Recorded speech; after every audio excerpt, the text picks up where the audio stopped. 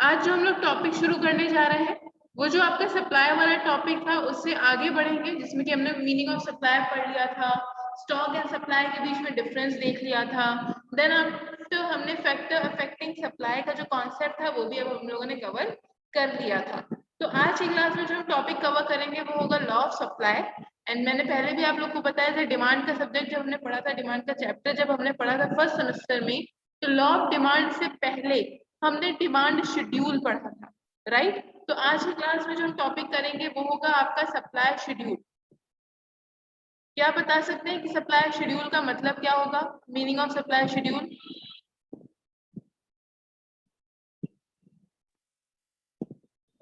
Ma'am time to time सामान supply करना, time के हिसाब से, समय के हिसाब से सप्लाई करना प्रोडक्ट। सप्लाई शेड्यूल क्या है, इसका मतलब बताना है। सप्लाई का मीनिंग तो हम कल डिस्कस कर चुके थे, सप्लाई शेड्यूल का मतलब क्या होगा? हाँ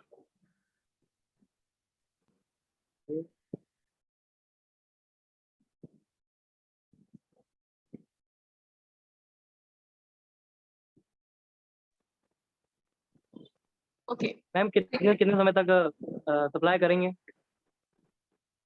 देखिए, सप्लाई शेड्यूल का मतलब होता है जब हम किसी डाटा को एज एन उसमें शो करते हैं किसी टेबुलर फॉर्म में, ठीक है। सप्लाई किस प्राइस पे हम कितनी सप्लाई कर रहे हैं, कौन सी क्वांटिटी हम ज्यादा दे रहे हैं, कौन सी क्वांटिटी हम कम सेल करेंगे। जब इस चीज को हम आपका टेबुलर फॉर्म में प्रेजेंट करते हैं तब वो क्या बन जाता है, आपका सप्लाई शेड्यूल बन जाता है। एज एन एग्जाम्पल देखते हैं तभी हम क्या कर पाएंगे, आपको क्लियर हो पाएगा कि लॉ ऑफ सप्लाई जब बनेगा, जब उसके कर्व्स हम बनाएंगे तब चीजें और ज्यादा क्लियर होंगी, ठीक है। सप्लाई शेड्यूल में देखो क्या होता है, एक जगह हम प्राइस लेके चलते हैं, ठीक है, वहीं दूसरी जगह हम क्वांटिटी सप्लाइड लेके चलेंगे। यूएस मतलब क्वांटिटी सप्लाई, किस कीमत पे हम कितनी क्वांटिटी सप्लाई करेंगे इसकी बात हम यहाँ पे करेंगे। Let's take an example. Assume करते हैं कि कोई प्रोडक्ट था, पहले उसकी कॉस्ट 2 रुपए थी, ठीक है। फिर क्या हो गया, उसकी कॉस्ट 3 रुपए हो गई। देन आफ्टर उसकी कॉस्ट फॉर एग्जाम्पल 4 रुपए हो गई। देन 5 रुपए हो गई। देन 6 रुपए हो गई। हम यहाँ क्या देख रहे हैं कि जो प्राइस है आपके प्रोडक्ट की, जो प्राइस है वो लगातार क्या होती जा रही है, आपकी इंक्रीज होती जा रही है।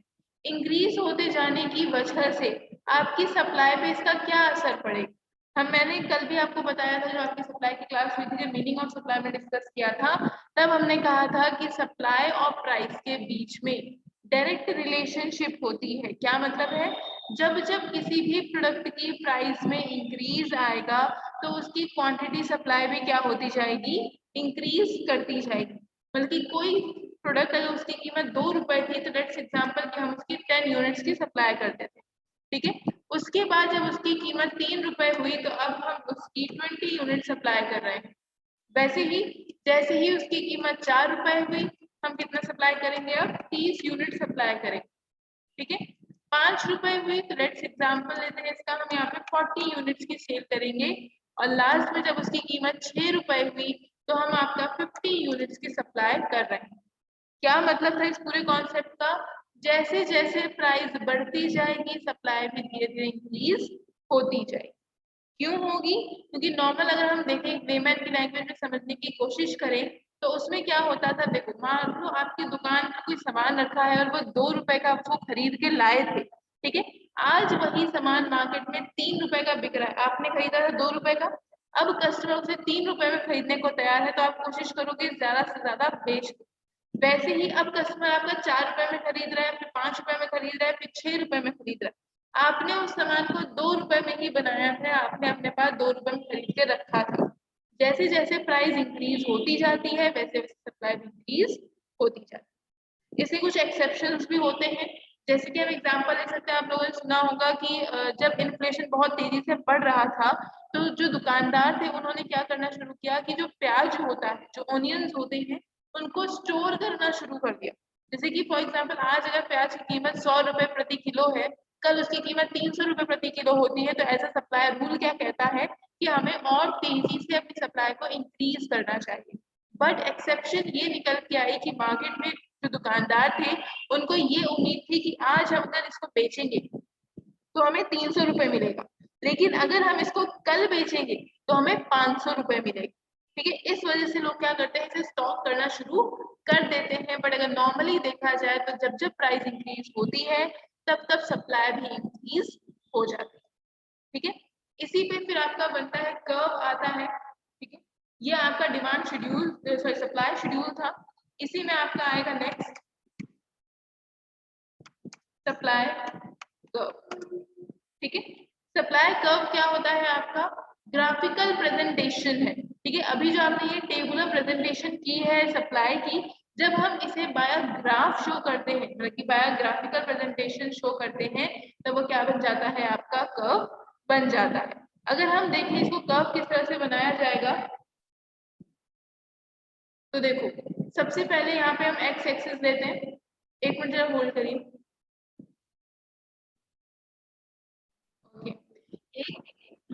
एक तरफ हम आपका क्या लेंगे, आपका वाई एक्सिस हो जाएगा, तो वहीं पे दूसरी तरफ आपका क्या हो जाएगा, एक्स एक्सिस हो जाएगा।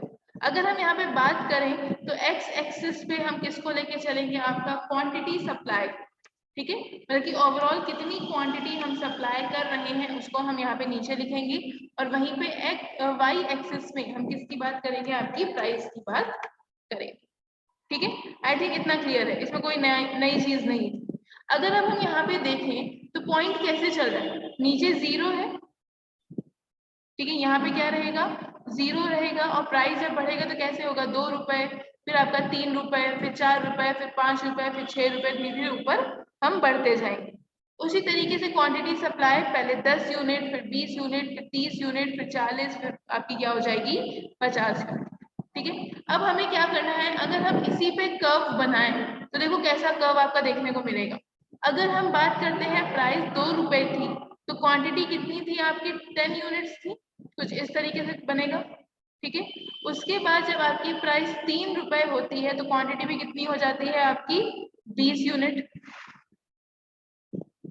ठीक है, इसके बाद प्राइस होती है आपकी 4 रुपए, और 4 रुपए होने से क्वांटिटी कितनी हो जाएगी आपकी, 30।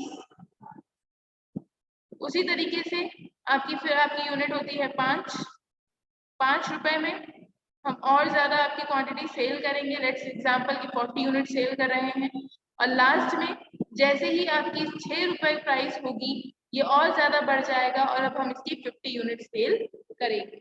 ठीक है, इस तरीके से मतलब कि कहाँ कहाँ आपके पॉइंट बन के आ रहे हैं।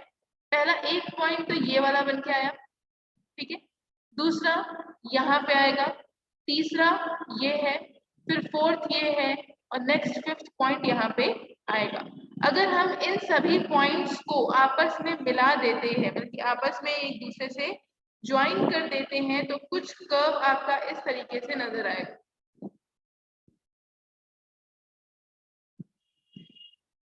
ठीक है, और ये कर्व क्या होगा आपका, मेनली सप्लाई कर्व इसे हम यहाँ पे बोलेंगे। तो हमने यहाँ पे देखा जिस तरह से आपकी मार्केट में हो क्या हो रहा है, आपका इंक्रीज हो रहा है, प्राइस बढ़ रही है, सप्लाई भी इंक्रीज कर रही है, तो उसी की वजह से कर्व भी देखो कैसा बना है आपका, अपवर्ड स्लोपिंग।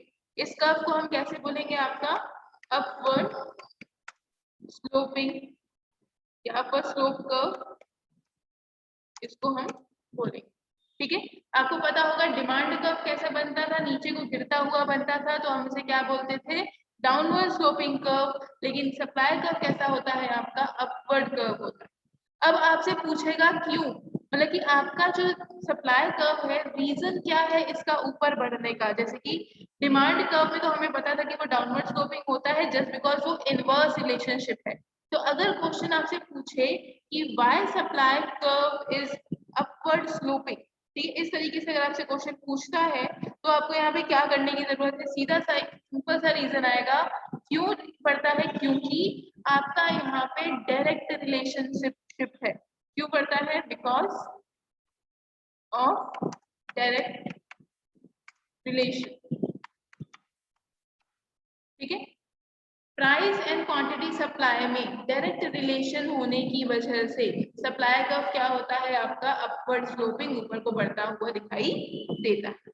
ये एक नॉर्मल टर्म से हमने बात की कि आपका सप्लाई शेड्यूल क्या होता है और आपका सप्लाई कर्व किसे कहते हैं। इतने में कोई डाउट है? No ma'am, no ma'am. Okay, अब आगे बढ़ते हैं। ठीक है, सप्लाई शेड्यूल की बात हो गई, आपके सप्लाई कर्व की बात हो गई। नेक्स्ट टॉपिक आता है आपका लॉ ऑफ सप्लाई। ठीक है, जब हम इन दोनों चीजों को मतलब कि जब हम सप्लाई शेड्यूल को और सप्लाई कर्व को समझ जाएंगे तब आपका सप्लाई का जो लॉ है वो भी समझना आसान हो जाएगा। कैसे? इतनी देर से जो हम बात कर रहे थे, जो हम कॉन्सेप्ट्स देख रहे थे, वो कहीं ना कहीं लॉ ऑफ सप्लाई को ही शो करते हैं। क्या बता सकते हो कि लॉ ऑफ सप्लाई क्या बोलेगा यहाँ पे? क्या मतलब है लॉ ऑफ सप्लाई का?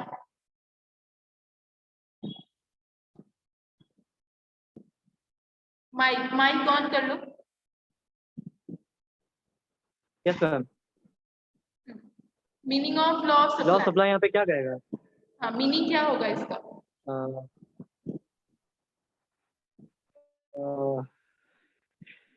कुछ हद तक बहुत जो सारी आपने लॉ ऑफ क्वांटिटीज। डिमांड पढ़ा था, जो लॉ ऑफ डिमांड पढ़ा था उससे मिलता जुलता ही है। तो शायद आप कुछ बताना चाहेंगे इस बारे में? मैम अभी लॉ अभी ऑफ ज्वाइन डिमांड आप किया कवर मैम। कर चुके हैं? मैम अभी अभी ज्वाइन किया मैम, नेट खुला ही नहीं था, हमको लगा क्लास नहीं, कोई बात नहीं, अभी अभी ज्वाइन किया है, कोई बात नहीं। ओके, देखिए। मैम इससे पहले भी आपने कुछ पढ़ा दिए थे। हाँ, इससे पहले मैंने law of schedule and supply curve इसके बारे में भी जस्ट बताया। ठीक है, और उसमें कहीं ना कहीं सेम चीज ही हम यहाँ पे पढ़ रहे हैं जो आपका अभी हम लॉ ऑफ सप्लाई में भी डिस्कस करेंगे। ठीक है, अब देखो लॉ ऑफ सप्लाई क्या कहता है। इन अ गिवन मार्केट, ठीक है, in a given market at any time the quantity of any good which people are ready to offer for sale generally very differently with the price. अगर हम normal market की बात करते हैं, एक general level पे बात करते हैं, तो हम ये देखते हैं कि कस्टमर किसी भी प्रोडक्ट को अलग अलग प्राइस लेवल पे खरीदना चाहता है। मतलब कि जैसी एक कस्टमर की डिमांड होगी, ठीक है, जैसी उसको उस सामान की जरूरत होगी वो उस सामान को खरीदेगा। ठीक है, उसी तरीके से जो प्रोड्यूसर्स होते हैं, जो बेचने वाले हैं, जो सेलर्स हैं, वो भी क्या करते हैं, हर प्रोडक्ट को डिफरेंट डिफरेंट प्राइसेस में डायरेक्टली पब्लिक को क्या करते हैं, सेल करते हैं।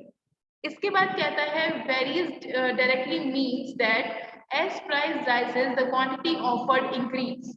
वेरीज का क्या मतलब होता है, जैसे जैसे प्राइस इंक्रीज होता है वैसे वैसे प्रोड्यूसर अपने सामान की जो क्वांटिटी है जो वो ऑफर कर रहा था पब्लिक को बेचने के लिए, वो धीरे धीरे क्या करने लगता है, इंक्रीज करने लगता है।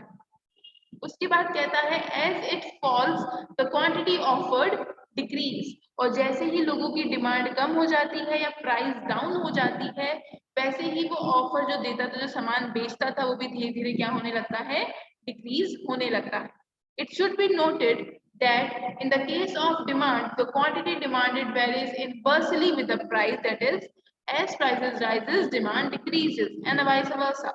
अगर हम बात करें डिमांड के केस की तो उसमें क्या होता था, उन दोनों के बीच में इनवर्स रिलेशनशिप थी। इनवर्स रिलेशनशिप का मतलब क्या था, जैसे जैसे प्राइस इंक्रीज होता था डिमांड क्या होती थी, डिक्रीज होती थी। मैंने फिर फर्स्ट क्लास में सप्लाई की उसमें भी ये चीज क्लियर कर दी थी कि जब हम डिमांड का कॉन्सेप्ट पढ़ते थे तब हम अपने आप को एज अ कंज्यूमर समझते थे। ठीक है, मतलब कि हमारी जो मेंटालिटी होती थी या हमारा जो सोचने का तरीका होता था वो एज अ कंज्यूमर होता था। लेकिन जब भी हम सप्लाई के कॉन्सेप्ट के बारे में पढ़ेंगे तो अपने आप को as a producer, as a seller हमें एज्यूम करना पड़ेगा, तब जाके हम उस कॉन्सेप्ट के बारे में और डिटेल में और ज्यादा अच्छे तरीके से समझ पाएंगे। तो वही चीज बोल रहा है कि डिमांड के केस में जैसे ही प्राइस इंक्रीज होती थी तो एज अ कंज्यूमर हम उस सामान को खरीदना धीरे धीरे कम कर देते थे। बट जब हम सप्लाई की बात करते हैं तो जैसे ही प्राइस इंक्रीज होता है हम ज्यादा से ज्यादा सामान बेचने की कोशिश करते हैं। इसके बाद कहता है the law of supply may be put in another way. दूसरे तरीके से भी हम इसको समझ सकते हैं, other things remain the same. ठीक है, other thing remain the same का मतलब है जो नेक्स्ट क्लास में हमने फैक्टर ऑफ सप्लाई पढ़ा था, फैक्टर डिटर्मिनेंट्स, जिसमें हमने गवर्नमेंट पॉलिसी देखा था, प्राइस ऑफ अ प्रोडक्ट देखा था, इस तरह से देख करके काफी सारे कॉन्सेप्ट हमने आई थिंक 5 to 6 पॉइंट्स हमने कवर किए थे। ठीक है, उन सबको हमें क्या कर देना है, कांस्टेंट कर देना, मतलब कि ना तो टेक्नोलॉजी में कोई चेंज होगा, ना ही कस्टमर की डिमांड में कोई चेंज होगा, ना ही उसमें रिलेटेड गुड्स की प्राइस में कोई चेंज होगा, ना ही गवर्नमेंट पॉलिसीज चेंज करेगी, टेस्ट एंड प्रेफरेंस वगैरह कुछ भी चेंज नहीं होगा। तब हम क्या एज्यूम करेंगे, as the price of a commodity rises its supply is extended. जैसे ही सप्लाई की प्राइस क्या होगी, इंक्रीज होगी, वैसे ही उसकी कमोडिटी क्या हो जाएगी, सप्लाई ऑफ कमोडिटी भी क्या हो जाएगी, राइज कर जाएगी। It's supply is extended and as the price fall its supply is contracted। और जैसे ही प्राइस कम हो जाएगी सप्लाई भी क्या हो जाएगी, कम हो जाएगी। इस पूरे कॉन्सेप्ट को एक नॉर्मल एग्जांपल से समझने की कोशिश करते हैं। फॉर एग्जांपल आप अपना एक नया बिजनेस खोल रहे हो, ठीक है, और आप बिजनेस खोल रहे हो फॉर एग्जांपल क्लोथ आइटम्स का, ठीक है, आपने एक कपड़े की दुकान अपनी नई नई खोली है, ठीक है। अब क्या होगा, जब आप पहला दिन है जब आपकी दुकान का, तो उसमें जो कपड़े होंगे, जो वैरायटी होगी वो काफी लिमिटेड होंगी, ठीक है, क्योंकि आपको नहीं पता कि आपकी डिमांड क्या रहेगी, लोग खरीदेंगे नहीं खरीदेंगे, ये सारी कंडीशंस होती। मान लीजिए आपने अपनी दुकान पे कोई एक न्यू वैरायटी रखी है जिसकी कॉस्ट आज की डेट में 300 रुपए, ठीक है, समझ में है। आज आपने अपनी दुकान पे एक ऐसी वैरायटी ऑफ क्लोथ रखा है जिसकी प्राइस 300 रुपए, ठीक है। आपको कल पता चलता है कि वो जो क्वालिटी है वो इतनी एक्सक्लूसिव क्वालिटी है, उतनी डिमांडेड क्वालिटी है, जिसकी वजह से अब उसकी प्राइस 300 से बढ़ के 2000 रुपए हो चुकी। तो आप क्या करोगे, अपनी दुकान पे उसी वैरायटी के बहुत सारे यूनिट्स परचेज कर करके रख लोगे, मतलब कि सप्लाई के लिए जो क्वांटिटी है वो एकदम से क्या हो जाएगी, आपके लिए ज्यादा हो जाएगी, और आप ज्यादा से ज्यादा अब आप उस यूनिट को बेचना चाहोगे। ये नॉर्मल कॉन्सेप्ट था आपका सप्लाई का, जो कि लॉ ऑफ सप्लाई कहती है, ठीक है। और अगर दूसरी तरह से हम देखें तो यहाँ पे हम सिंपली एक वर्ड बोल सकते हैं कि law of supply means when supply is directly related to the price, ठीक है। ये वो एक ऐसी कंडीशन होती है when supply of the product is directly related to its price, ठीक है। एक नॉर्मल लैंग्वेज में हम इसकी बात यहाँ पे कर सकते हैं। जब किसी भी प्रोडक्ट की सप्लाई उसके प्राइस से डायरेक्टली रिलेटेड हो जाती है तो वो कंडीशन लॉ ऑफ सप्लाई की हो जाती है। इतना ही कॉन्सेप्ट है आपके लॉ ऑफ सप्लाई का। किसी को किसी तरह का डाउट है तो पूछ सकता है इस पॉइंट में कि ये शेड्यूल क्या था, ये कर्व क्या था, लॉ ऑफ सप्लाई क्या कहता है, क्योंकि अभी जब ये चीजें क्लियर हो जाएंगी तभी आप लोगों को जो इलास्टिसिटी का कॉन्सेप्ट है तभी समझ में आएगा, ठीक है। अब इसमें इंक्रीज एंड डिक्रीज भी पढ़ना है, जैसे आपकी डिमांड में जितनी चीजें थी वो सब कुछ यहाँ पे कवर करनी है। कोई डाउट है किसी भी तरीके का तो पूछ सकते हो। मैम सप्लाई शेड्यूल बता दीजिए। क्या चीज? Ma'am supply schedule. Supply schedule, okay. Supply schedule एक तरह का एग्जांपल है, ठीक है। हमने एक एज्यूम फिगर लिखी, जब आप उस एज्यूम मतलब कि हमने यहाँ पे क्या बोला, सप्लाई का और प्राइस का एक रिलेशन होता है, एक डायरेक्ट रिलेशन होता है। जब हम इसी डायरेक्ट रिलेशन को बाय टेबुलर फॉर्म में शो करते हैं, ठीक है। किस फॉर्म में हमें यहाँ पे शो करना पड़ता है, टेबुलर फॉर्म में जब हम शो करते हैं तो वो क्या बन जाता है, आपका सप्लाई शेड्यूल बन जाता है। इसमें हम यहाँ पे लिख सकते हैं, अंदर आ जाता है, ठीक है। सप्लाई शेड्यूल को हम क्या करते हैं, अंडर अ टेबल शो करते हैं, और सप्लाई कर्व को हम क्या करते हैं, इन अ कर्व शो करते हैं, मतलब कि ग्राफिकली इसे प्रेजेंट किया जाता है, ठीक है। अब कोई डाउट, मतलब कि जो हम यहाँ पे बात कर रहे थे उसी को हमें एज अ टेबल और एज अ कर्व क्या करना होगा, शो करना। इसका जल्दी से स्क्रीनशॉट ले लो, कोई डाउट है तो पूछो।